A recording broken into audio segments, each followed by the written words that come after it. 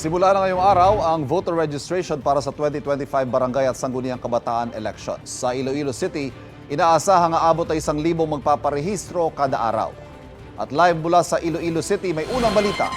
Si John Sala ng GMA Regional TV. John, good morning.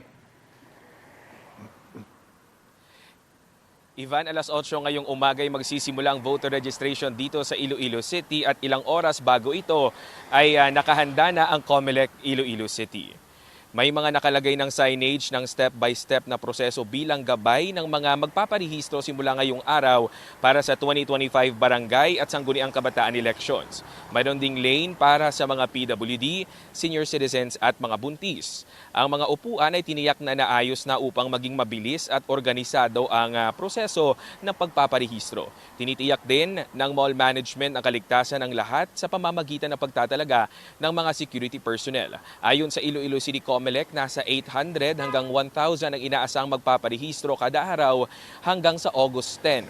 Mula naman August 3 linggo hanggang sa August 10 ay magpapatuloy ang registration sa iba pang malls sa Iloilo City. Bukod sa registration ay maaari ding iproseso ang change of name and status, correction of entries, reactivation at updating of records. Wala namang isasagawang transfer of voter registration.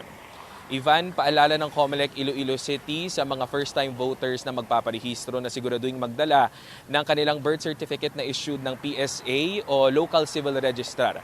Magpapatuloy din ang registration kahit weekends o holidays. At paalala din ng COMELEC Iloilo City na walang isasagawang mga transaksyon sa kanilang opisina dahil lahat ng ito ay isasagawa sa mga malls. Yan ang latest dito sa Iloilo City. Balik sa inyo, Ivan.